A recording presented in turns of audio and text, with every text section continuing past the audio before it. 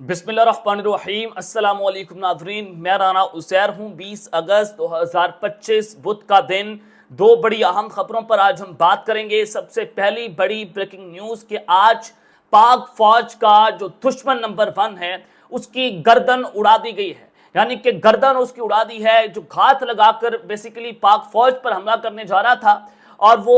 उसने target set कर लिया था और फिर जब उसकी गर्दन उड़ाई गई। ये अब तक की सबसे बड़ी ब्रेकिंग न्यूज़ है, जिसके बाद अब जो सरहद है, जो बॉर्डर है, वहां से कुछ गैर मामूली खबरें आ रही हैं कि नई जंग इस वक्त छिड़ गई है और ये एक नए फ्रंट पर पाकिस्तान के साथ एक जंग का आगाज हुआ है। इस हवाले से कुछ एक्सक्लूसिव डिटेल्स हैं जो आपके सामने आज के इस वीलॉग में रखनी है। और फिर दूसरी बड़ी खबर, डकी भाई मारूफ यूट्यूबर हैं जो जनाब गिरफ्तार हुए, उन पर इस वक्त बदतरीन तशद्दुद की इतलात आ रही हैं। दौरान हिरासत उनके साथ क्या हो रहा है, क्या मामला पेश आ रहे हैं, कुछ तहलका खेज इंकशाफात सोर्सेज के जरिए आ रहे हैं, वो भी आपके सामने रखनी है। लेकिन आगे बढ़ने से पहले आप सबसे हमारी दरख्वास्त होगी कि चैनल को लाजमी सब्सक्राइब कर लें, बेल आइकन को दबा दें, आने वाली तमाम तरह अपडेट्स आपकी खदमत में बर वक्त पेश होती रहें। नाज़रीन, सबसे पहली खबर इमरान खान के हवाले से आपको देना चाहता हूं कि अपोजिशन लीडर उमर अयूब साहब जब से नाअहल हुए तो डेफिनेटली नए अपोजिशन लीडर की तकर्री के मामले पर पाकिस्तान तहरीक इंसाफ साथ जोड़कर बैठी हुई थी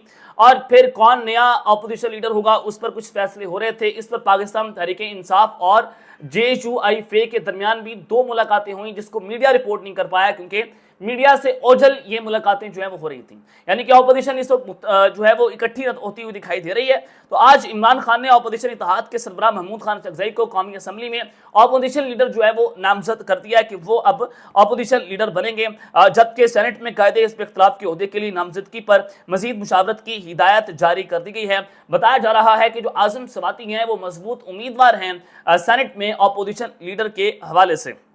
और फिर दूसरी जानिब ज़िमनी इंतखाबात, ये कहा जा रहा था, इमरान खान की स्टेटमेंट आई जेल से कि हम ज़िमनी इंतखाबात का बाइकआउट करेंगे, जिसके बाद जनाब सहाफ़ती हलकों में ये कहा कि PTI को जो है वो बाइकआउट नहीं करना चाहिए, मैदान खाली नहीं छोड़ना चाहिए। और यही पाकिस्तान तहरीक इंसाफ के अपने लोग भी कह रहे थे कि हम ये अगर बाइकआउट करेंगे तो ये हम खुला मैदान छोड़ देंगे, जिसके बाद हमें मजीद मार पड़ेगी, क्योंकि इसका मुंह बोलता सबूत पंजाब की असम्बलीज को तोड़ना था, KP की असम्बलीज को तोड़ना था और अपनी असम्बलीज और असम्बलियों से इस्तीफे देकर जब आप बाहर निकले तो सबसे ज़्यादा मार आपको तब पड़ी। तो आज तहरीक इंसाफ के जो सेक्रेटरी जनरल हैं सलमान अकरम ने कौमी असम्बली और सेनेट के लिए अपोजिशन लीडर्स की नामजदगी की तस्दीक कर दी है। सुप्रीम कोर्ट के बाहर मीडिया से उन्होंने गुफ्तगू की और कहा कि इमरान खान ने सेनेट जो अपोजिशन है उसमें महमूद खान चकजई कौमी असम्बली में जो है वो अपोजिशन लीडर होंगे और आजम खान साथी जो हैं वो सेनेट के अंदर अपोजिशन लीडर होंगे। पंजाब असम्बली के लिए 5 नाम मांगे हैं, जिनमें से एक को नामजद करेंगे। इमरान खान ने ज़िमनी इंतखाबात का मामला सियासी कमेटी पर छोड़ दिया,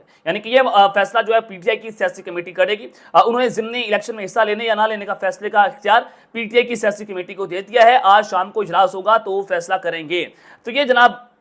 सारी चीज़ें जो मैंने आपके सामने रखी हैं कि इस पाकिस्तान की जो पॉलिटिकल हैपनिंग्स हैं वो भी मैंने आपको बता दी। अब आगे बढ़ते हैं। डकी भाई के हवाले से खबर आपको देना चाहता हूं कि डकी भाई, उनके हवाले से कुछ अफसोसनाक इतलात आ रही हैं। देखिए, डकी भाई एक बहुत मारूफ और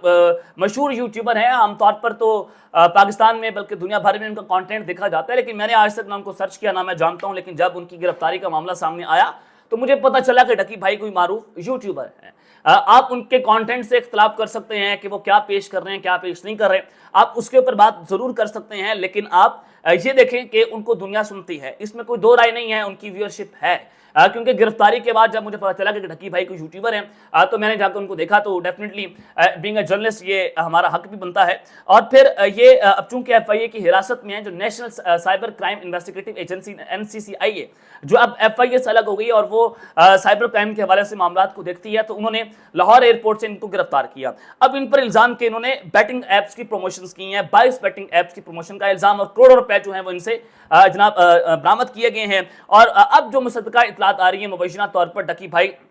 जिनका नाम असल में जो सादुर रहमान है उर्फ डकी भाई हैं, उन पर बेईमाना तशद्दुद किया जा रहा है। ये मुबैना तौर पर इतलात आ रही हैं, कुछ सहाफ़ती हलकों की तरफ से भी ये इंकशाफात किए गए, कुछ वैसे भी जो है वो सहाफ़ी इसको रिपोर्ट कर रहे हैं जो रोज़ाना की बुनियाद पर FIA की बीट कवर करते हैं। तो उन्होंने कहा कि वो बुलंद आवाज़ से चीखे मार मार कर रोते हैं, बुलंद आवाज़ से चीखे मार मार कर रोते हैं, क्योंकि कुछ लोग जब उनसे मिलने गए और उन्होंने कहा कि हम आपके लिए पिज़्ज़ा लेकर आए, क्या लेकर आए, तो डकी भाई उनके पाँव पड़ गया। उन्होंने कहा कि आप मुझे पिज़्ज़ा ना दें, बल्कि इन लोगों को कहें कि मुझे कम मारें, یہ نہیں کہا کہ مجھے نہ ماریں، یہ کہا کہ مجھے کام ماریں، یعنی کہ اتنی تشدد کی انٹینسٹی ہے کہ اس کو کام مارا جائے۔ تو منی لانڈرنگ کے الزامات ہیں ان کے اوپر، اور پھر بیٹنگ ایپس کی پروموشنز کی جا رہی ہیں، کروڑوں روپے کی ریکوری کے معاملات، اور پھر جو ان کا ڈریم ہاؤس تھا جو انہوں نے کچھ دن پہلے 10 کروڑ روپے کے عوض جو ہے وہ خریدا، اس کے حوالے سے جناب ایک پراپرٹی ڈیلر جو ہیں وہ سامنے آئے ہیں، انہوں نے یہ الزام لگایا الجیڈلی کہ وہ جو ڈکی بھائی کا گھر ہے انہوں نے 11 مہینے کے لیے رینٹ آؤٹ پہ لیا ہے، وہ ان کا ذاتی گھر جو ہے وہ نہیں ہے، جس کے بعد یہ کنٹروورسی جو ہے وہ بھی سوشل میڈیا پر اس وقت پارک کرتی ہوئی دکھائی دے رہی ہے۔ لیکن معاملہ یہ ہے کہ آپ نے جس الزام کے اندر ان کو گرفتار کیا، ٹھیک ہے، ادارے کام کر رہے ہیں، اداروں کو کام کرنا چاہیے، اداروں کا احترام کرنا چاہیے، اور اداروں اس پر انویسٹیگیٹ کر رہے ہیں تو کرنا چاہیے۔ پاکستان کے اندر یہ نہیں ہو سکتا کہ بھیڑ بکریاں یہاں پر جنگل کا قانون بن جائے کہ آپ جو مرضی کرتے پھریں اور آپ کو ادارے کھلی چھوٹ دے دیں کہ آپ سیلیبریٹی ہیں، ایسا بالکل نہیں ہونا چاہیے۔ لیکن معاملہ یہ ہے کہ بڑے بڑے سپر سٹارز پاکستان کے، بڑے بڑے کرکٹرز جو ہیں وہ آپ کا پی ایس ایل میں بیٹھ کر اس بیٹنگ ایپ کو نام بدل کر پروموشنز کرتے رہے ہیں۔ کیا آپ مگر مچھوں کو پکڑیں گے؟ ابھی وسیم اکرم صاحب کا نام بھی آ رہا ہے کہ آپ نے ان کو پکڑنا ہے۔ اس کے بعد اور دیگر یوٹیوبرز جو ہیں، متعدد یوٹیوبرز جو ملک سے باہر ہیں، رجب بٹ کا نام آ رہا ہے، دیگر یوٹیوبرز جو ہیں ان کو بھی گرفتار کرنے کے حوالے سے کہا جا رہا ہے کہ ان کی بھی گرفتاریاں ہونی ہیں، کیونکہ جو ڈائریکٹر این سی سی آئی ہیں لاہور ریجن کے، انہوں نے منصور علی خان صاحب کو جو انٹرویو دیا اس میں بھی آپ کو بہت ساری چیزیں جو ہیں واضح ہو گئی ہیں کہ مزید گرفتاریاں جو ہیں وہ ڈکی بھائی کے بعد ہونی ہیں۔ لیکن جو سپر اسٹار جو پی ایس ایل کے اندر بھی یہ سارا کچھ کرتے رہے، پاکستان کے ایسے ایسے بڑے بڑے نام، میں آپ کو نام بتا دوں، یقین کریں آپ دنگ رہ جائیں گے کہ وہ بھی یہ کام کرتے رہے، تو ان کو بھی اب گرفتار کرنا ہوگا۔ صرف ڈکی بھائی کے اوپر معاملہ نہیں رکے گا بلکہ معاملہ آگے جائے گا، یہ چیزیں جو ہیں وہ چین آگے بڑھے گی۔ چلیں آگے خبر دیتے ہیں آپ کو پاک فوج کے حوالے سے کہ آج دشمن کا جو ہے وہ سر کچل دیا گیا ہے، گردن اڑا دی گئی ہے، دشمن آج یتیم ہوا ہے۔ جناب باجوڑ میں آپریشن جاری ہے، پاک فوج اب فل فلیج آپریشن سے ٹارگیٹڈ آپریشن کی طرف آ گئی ہے، کیونکہ کولیٹرل ڈیمیج یعنی کہ جو دہشت گرد ہے، فتح الخوارج ہے، فتح ہندوستان ہو، بی ایل ہے، دیگر جتنے بھی یہ جناب دہشت گرد تنظیمیں ہیں جن کو بھارت ٹیرر فائنینسنگ کر رہے ہیں، جو را کی ایما پر پاکستان میں دہشت گردی کر رہے ہیں، اب وہ کرتے یہ ہیں کہ سویلین آبادی کو ڈھال بناتے ہیں، یعنی کہ کچھ ایسے گھروں میں چھپ جاتے ہیں جن کو وہ یرغمال بناتے ہیں دہشت گرد، اور ان کو یرغمال بنا کر وہاں پر پناہ لے لیتے ہیں۔ اب ظاہر ہے علاقہ مکین جو ہیں وہ بڑا اپنا اہم ترین کردار ادا کر رہے ہیں، ان کو کرنا بھی چاہیے کہ وہ بتاتے ہیں کہ فلاں گھر میں فلاں شخص جو ہے، فلاں دہشت گرد جو ہے وہ یرغمال بنا کر گھر والوں کو وہاں پر چھپا ہوا ہے۔ پھر ٹارگیٹڈ آپریشنز جو ہے وہ اس طرح سے کیے جاتے ہیں۔ شاہ حسن خیل کی چیک پوسٹ ہے، وہاں پر ٹی ٹی پی کا ایک سنائپر جو وہ گھات لگا کر بیٹھا ہوتا، وہ پاکستان کی سیکورٹی فورسز کے اوپر وہ حملہ کرنے جا رہا تھا، اس نے نشانہ سیٹ کر لیا تھا، تو اس کو کیا خبر تھی کہ جناب پیچھے پاکستان کا ایس کمانڈو سنائپر جو ہے پاکستان کی سیکورٹی فورسز کا سنائپر لے کر بیٹھا ہوا ہے، اور وہ اب اس کی گردن اڑانے جا رہا ہے۔ تو انہوں نے جناب ہیڈ شاٹ لیا اور اس کا سر کچل دیا اور اس کو جہنم واصل کر دیا۔ اور یہ ٹی ٹی پی جو ہے